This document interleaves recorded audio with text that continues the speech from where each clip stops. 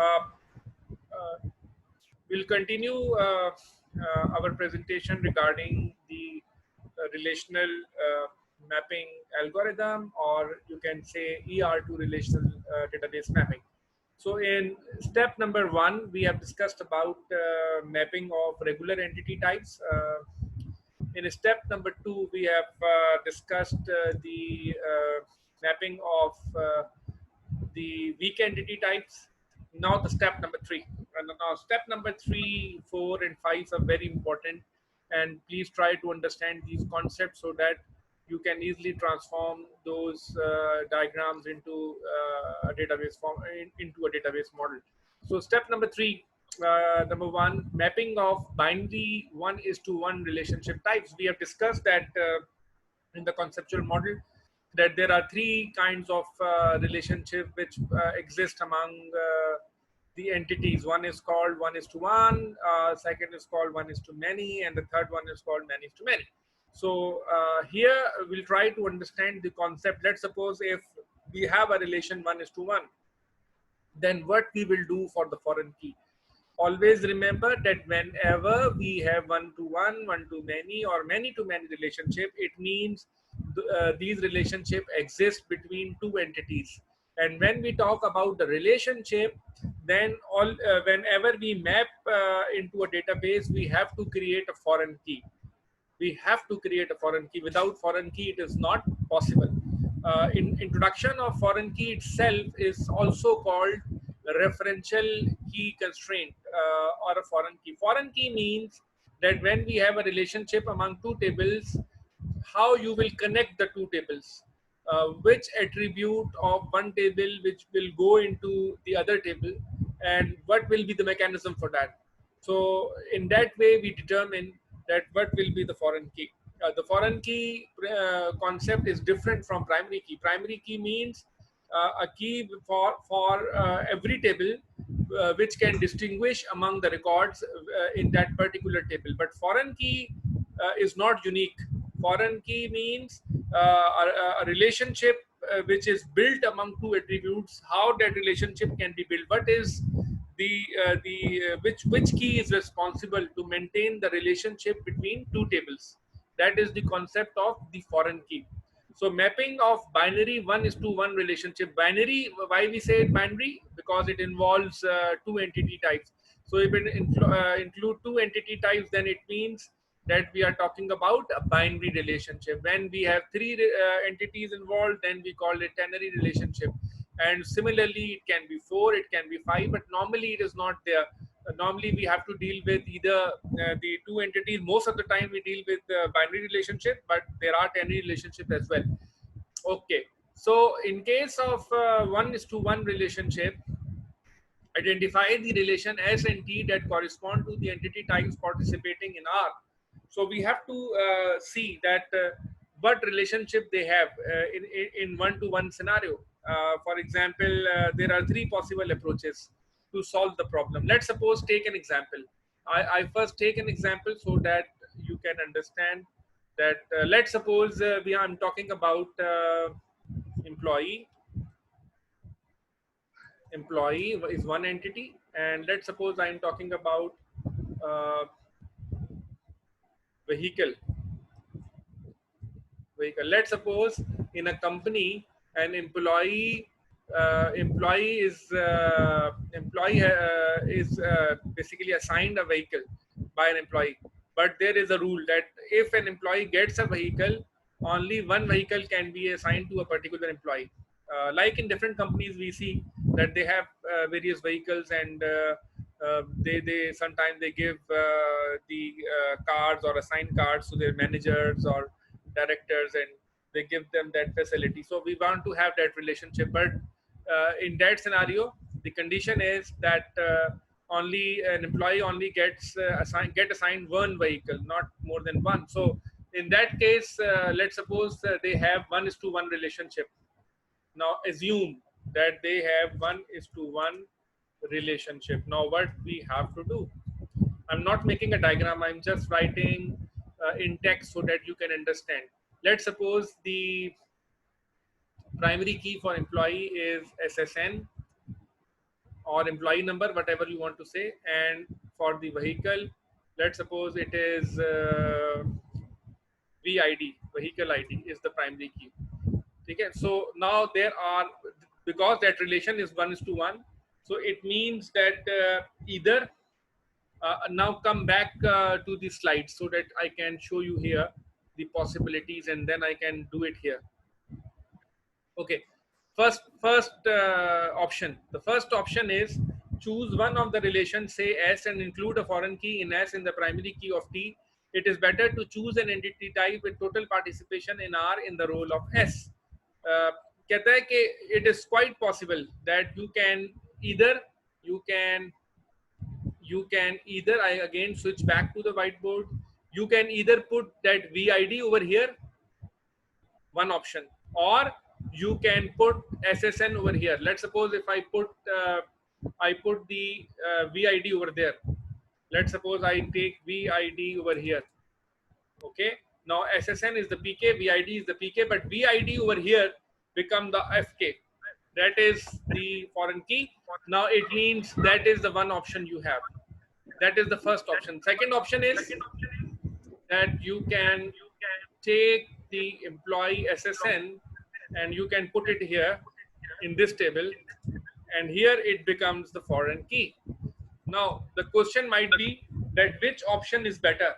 Either I can put VID over there, or we can put SSN over there. Only one thing you can do. Both things are not possible in one-to-one relationship. So in that case, you have to decide that which of the entity is in full participation. So full participation में कौन सी entity है? Because here we can take employee as full participation, but because it includes all the employees, and definitely for every employee we have to mention the vehicle ID. So it is better to represent VID over here as a foreign key, rather than this option which we have chosen. So इस option से बेहतर कौन सा option है? That VID as a foreign key to be introduced in the employee table. So remember that in case of 1:1 relationship,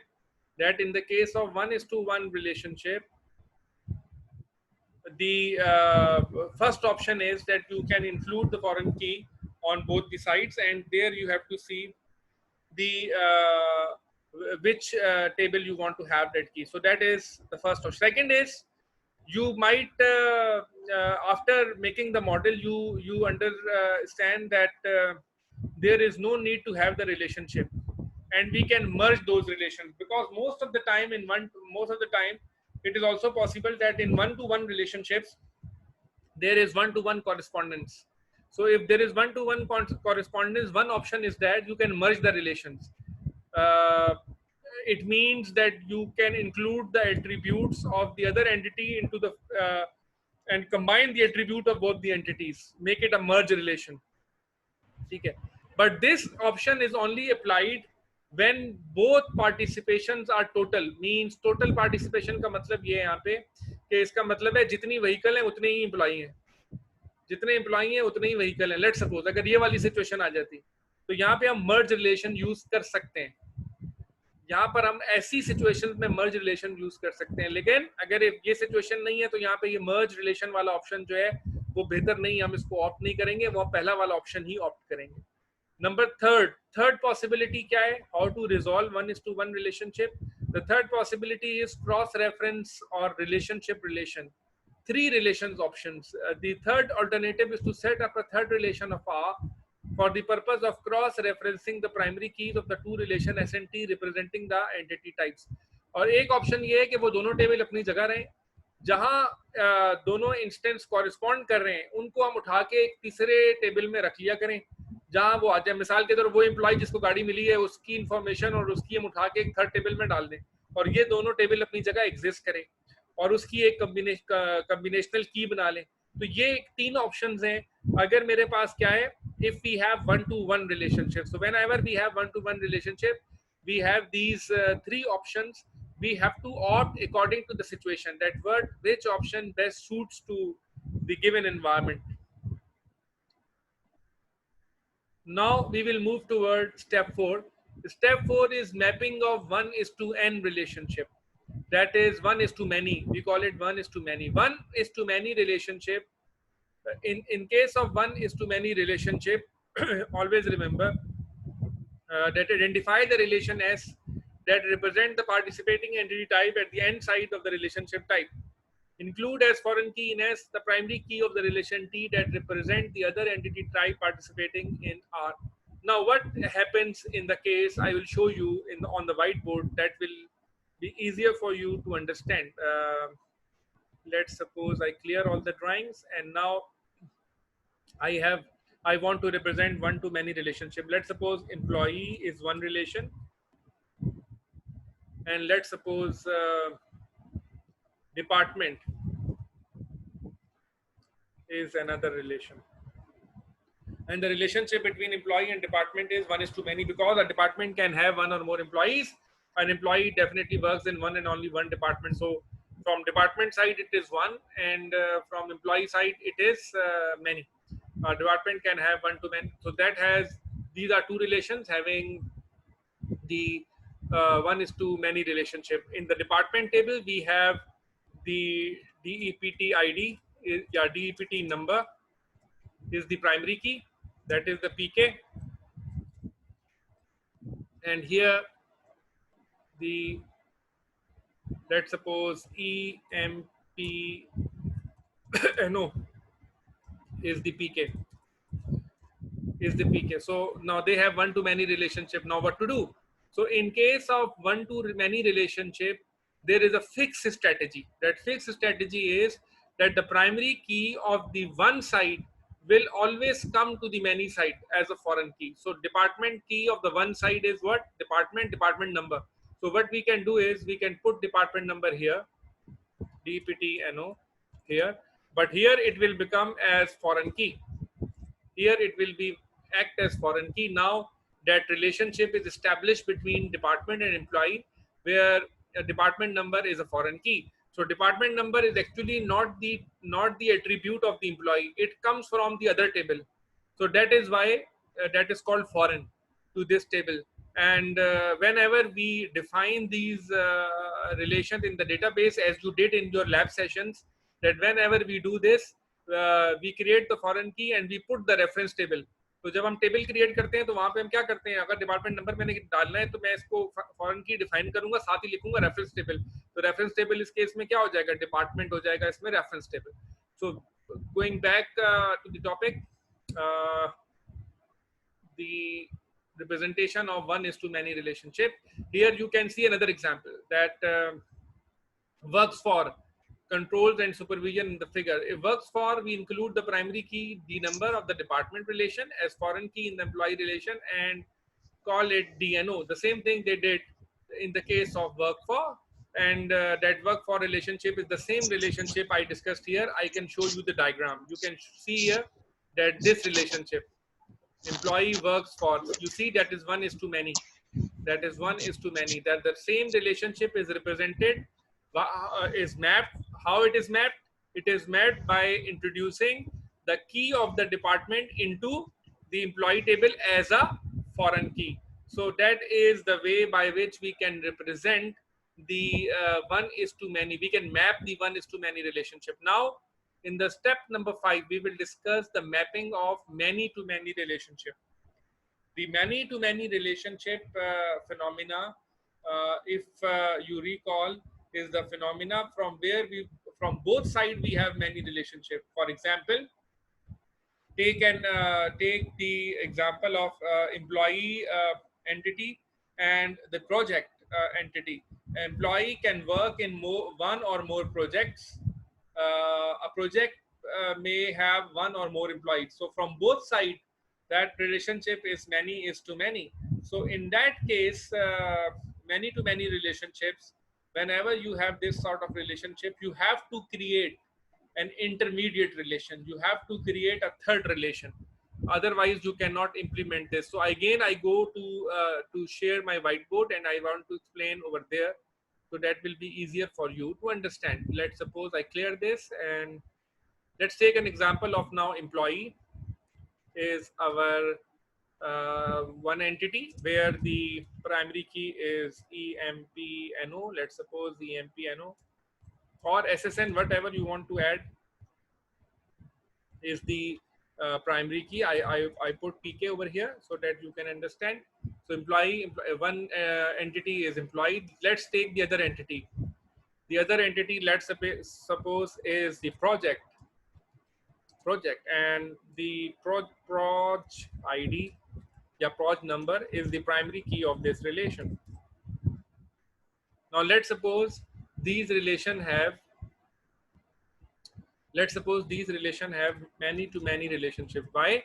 Because employee may work in one or more projects, and a project may include one or more employees. So from both sides, it is the relationship is many, so that is many is to many, and we name the relation as works for.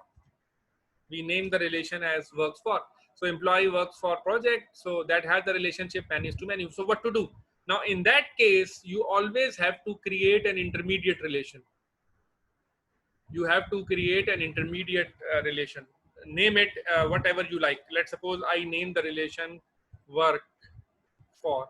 Same, मैंने इसको table बना दिया. What is the primary key for this? Take the primary key of employee, EMPNO, comma, take the primary key of the project, that is PROJID. That will become the PK of this third relation. Now, when you created this third relation, you have to have some other attribute which qualify for the works for. For example, let's take an attribute.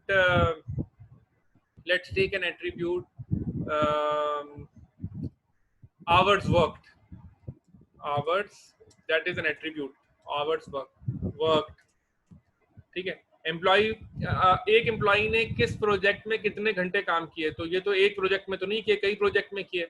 तो hours work सिर्फ employee में तो represent नहीं हो सकता. अगर मैं इसको एम्प्लॉई में रिप्रेजेंट करूंगा तो इसमें ये तो पता नहीं चलेगा किस प्रोजेक्ट की बात हो रही है. और अगर मैं इसको प्रोजेक्ट में रिप्रेजेंट करता हूँ, so I don't know for which employee I am talking about. So it includes both the things, employee number and project ID. So hour worked is another attribute which can be defined over here. So for many to many relationship, always remember that we have to create a third relation, and that relation is basically called as an intermediate relation. And that intermediate relation always have the key of both the tables, and the combinational key here is employee number and project ID. That is the combinational key, primary key. But what is the foreign key? Now, because it is the third table, so for project and works for proj ID is the foreign key, and for employee and works for, the EMPNO is FK. You declare these two as FKs, and combined together they are basically they're acting as, or that is a composite primary key of the works for. And project ID independently is FK, and employee number is FK in the works for. So that is the model for representing the many to many, or mapping the many to many relationships into the database.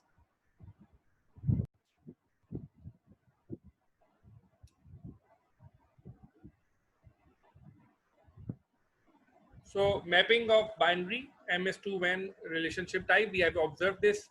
The same example is discussed over here, and the same example works on about employee and project is also given here, which we have discussed on the whiteboard.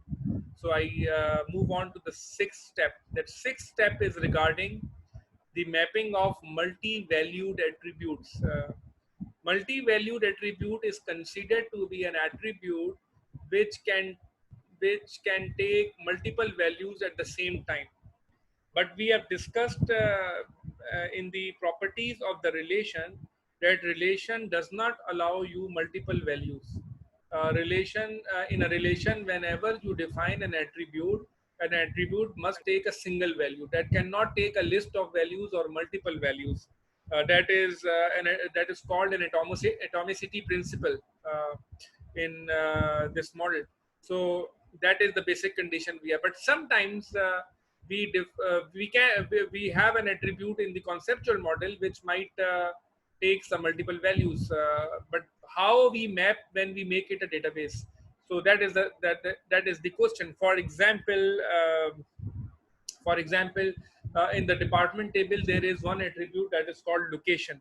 So let's suppose the location of the department is not a single location. There are multiple locations. So it means that we cannot enter multiple values at the same point in time in the relational model. That has the restriction we have. So let's suppose if we are allowing the multiple values, let's suppose you take the the mobile number as an attribute, and somebody might have two or more mobile numbers, so they want to add it. So it allows you a single value, that not allow you the multiple values. So how you can handle that situation?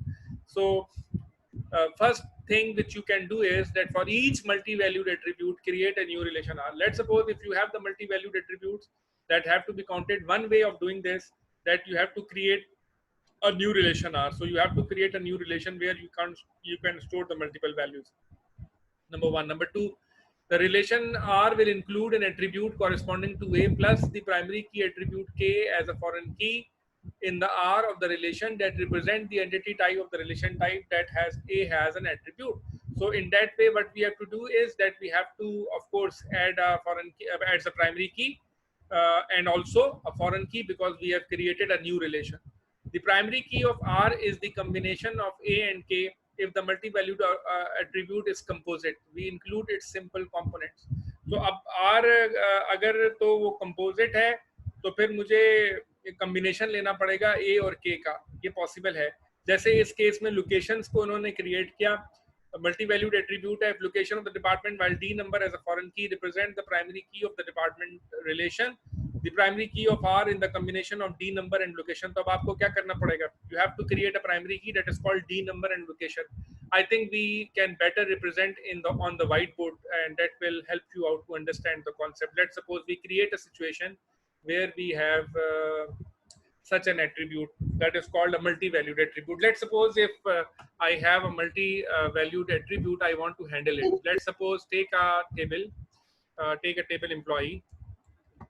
There is a table employee, and let's suppose there is an attribute that is, I'm giving you just an example. There's an attribute like contact, and let's suppose that contact is multi-valued because some people might have more than one contact. So how to handle it? One way to handle is that you can create separate attributes. For example, contact 1 and contact 2. That is the better strategy. You might have two attributes, separate attributes, and you can do it. Okay? For example, if in the case of department tables, they are talking about locations.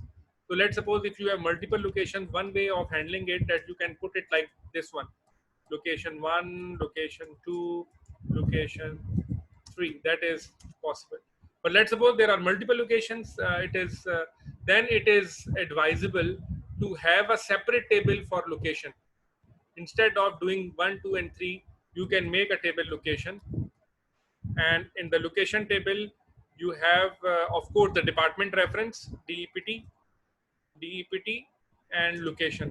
So you combine DPT with the location. So that will become the key. That is become the primary key. So you can do it like this. So there are two options. Either you can create separate attributes in a relation if it is important to represent according to your conceptual model. And if you think that those representations are too many to handle, then it is advisable to have a separate table for that multi-valued attribute. So there are two possibilities for you. You can choose any one of them for the representation. Okay, the same thing is represented over here. That is called as mapping of multi-valued attributes. Last is step number 7 for the first phase is mapping of n array. N array means that whenever you have 3 relationships involved at the same time. Let's suppose if you have three relationship involved at the same time, that is, or three or more, then we call it an array relationship type, where n is greater than 2. Create a new relationship s to represent r. Include as foreign key attributes in s the primary key of the same thing you will do as you did earlier on. So if you have multiple relationships, let's suppose there are three entities which are involved, then you will do the same strategy, that what type of relationship you have, one is to many, one is to one, or many is to many, and you act like in the same manner. In case of an array relationship, I can just show you on the whiteboard so that you can understand the example. So I just want to clear all drawings and we create the new one. Let's suppose I have